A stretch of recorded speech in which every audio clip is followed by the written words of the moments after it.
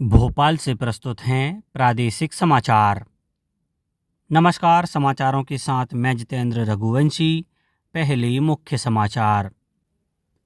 राष्ट्रपति द्रौपदी मुर्मू ने कहा, शिक्षण संस्थान केवल डिग्री देने वाले केंद्र नहीं बल्कि नवाचार और अनुसंधान के प्रमुख केंद्र होते हैं। प्रधानमंत्री नरेंद्र मोदी ने स्वदेशी निर्मित भारतीय नौसेना के 3 युद्धपोत राष्ट्र को समर्पित किए। नीट यूजी 2026 की पुनर्परीक्षा कड़े सुरक्षा इंतजामों के बीच आयोजित की गई। और दक्षिण पश्चिम मानसून के 25 जून तक मध्य प्रदेश में प्रवेश करने की संभावना। अब समाचार विस्तार से।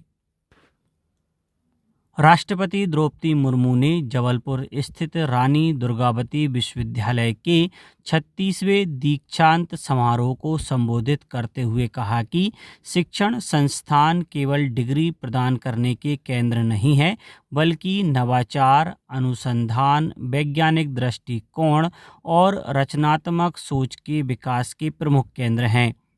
उन्होंने कहा कि आधुनिकता और परंपरा के संतुलन से ही देश का समग्र विकास संभव है। राष्ट्रपति ने रानी दुर्गावती को नारी शक्ति का प्रेरणा स्रोत बताते हुए जनजातीय, वनवासी और वंचित वर्गों, विशेषकर बेटियों के सशक्तिकरण के लिए कार्य करने का आह्वान किया। इस अवसर पर राष्ट्रपति ने विभिन्न संकायों के 20 मेधावी छात्र छात्राओं को स्वर्ण पदक प्रदान किए। विश्वविद्यालय के 141 विद्यार्थियों को कुल 240 स्वर्ण पदक तथा 182 विद्यार्थियों को पीएचडी सहित विभिन्न उपाधियां प्रदान की गईं। समारोह में मुख्यमंत्री डॉक्टर मोहन यादव भी उपस्थित रहे। उन्होंने विद्यार्थियों की उपलब्धियों की सराहना करते हुए इसे विश्वविद्यालय के गौरव का क्षण बताया।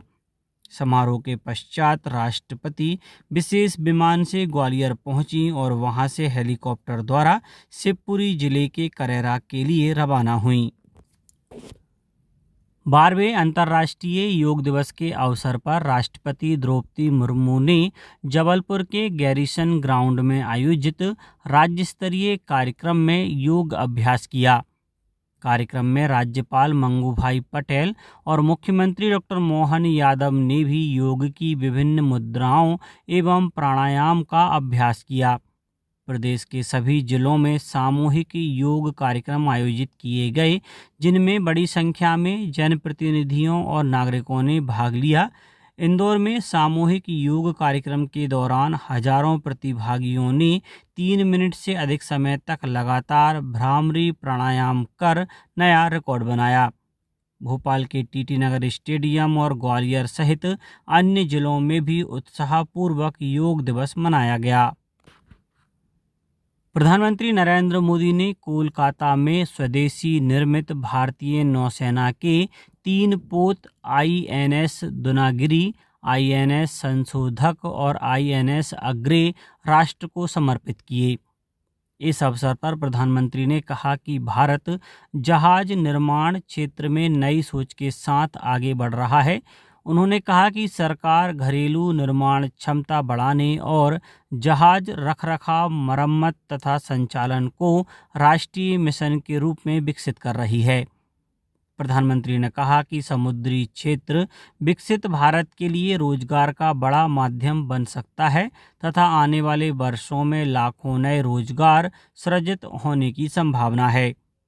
नौसेना के अनुसार इन पोतों में 75% से अधिक स्वदेशी सामग्री का उपयोग किया गया है और इनके निर्माण में 200 से अधिक सूक्ष्म, लघु एवं मध्यम उद्योगों का योगदान रहा है। केंद्रीय शिक्षा मंत्री धर्मेंद्र प्रधान ने कहा है कि सीबीएसई के शेष परीक्षा परिणाम जल्द जारी किए जाएंगे। उन्होंने बताया कि अधिकांश परिणाम घोषित किए जा चुके हैं तथा पुनर्मूल्यांकन और सत्यापन की प्रक्रिया पूरी होने के बाद बाकी परिणाम भी प्रकाशित कर दिए जाएंगे। नीट यूजी 2026 की पुनर्परीक्षा देश के 551 तथा विदेश के 14 शहरों में कड़े सुरक्षा प्रबंधों के बीच आयोजित की गई। परीक्षा में 22,79,000 से अधिक अभ्यर्थियों ने भाग लिया। परीक्षा के लिए सीसीटीवी निगरानी, आधार आधारित बायोमेट्रिक सत्यापन, जीपीएस युक्त वाहनों से प्रश्न पत्र परिवहन तथा पुलिस सुरक्षा जैसी बहुस्तरीय व्यवस्थाएं की गई थीं। राष्ट्रीय परीक्षा एजेंसी ने परीक्षा की पारदर्शिता बनाए रखने के लिए सोशल मीडिया मंचों पर भी लगातार निगरानी रखी। प्रधानमंत्री नरेंद्र मोदी ने FIH महिला हॉकी कप जीतने पर भारतीय महिला हॉकी टीम को बधाई दी है। प्रधानमंत्री ने सोशल मीडिया पोस्ट में टीम के उत्कृष्ट प्रदर्शन की सराहना करते हुए कहा कि यह उपलब्धि देश की युवा पीढ़ी को हॉकी अपनाने के लिए प्रेरित करेगी। मध्य प्रदेश हिंदी ग्रंथ अकादमी का 56वां स्थापना दिवस समारोह भोपाल में आयोजित किया जाएगा।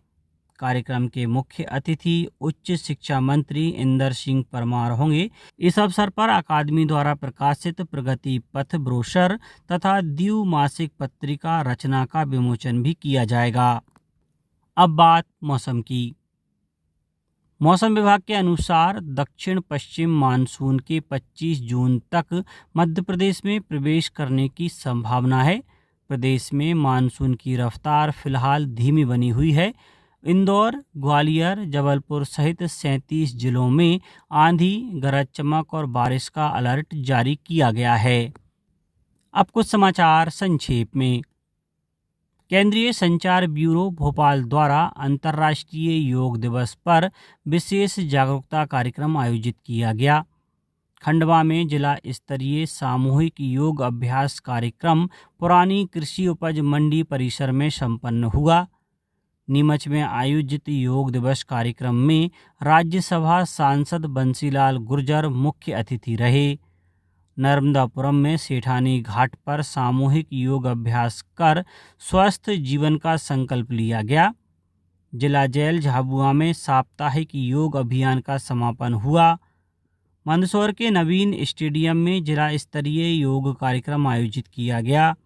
जनजातीय संग्रहालय भोपाल में संभावना गतिविधि के अंतर्गत भील, भगोरिया एवं कानवर नृत्य की प्रस्तुतियां दी गईं।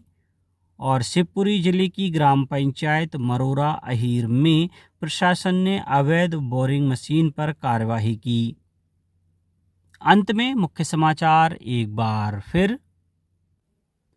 राष्ट्रपति द्रौपदी मुर्मू ने कहा, शिक्षण संस्थान केवल डिग्री देने वाले केंद्र नहीं बल्कि नवाचार और अनुसंधान के प्रमुख केंद्र होते हैं। प्रधानमंत्री नरेंद्र मोदी ने स्वदेशी निर्मित भारतीय नौसेना के 3 युद्धपोत राष्ट्र को समर्पित किए। नीट यूजी 2026 की पुनर्परीक्षा कड़े सुरक्षा इंतजामों के बीच आयोजित की गई। और दक्षिण पश्चिम मानसून के 25 जून तक मध्य प्रदेश में प्रवेश करने की संभावना। आज के इस बुलेटिन में बस इतना ही। नमस्कार।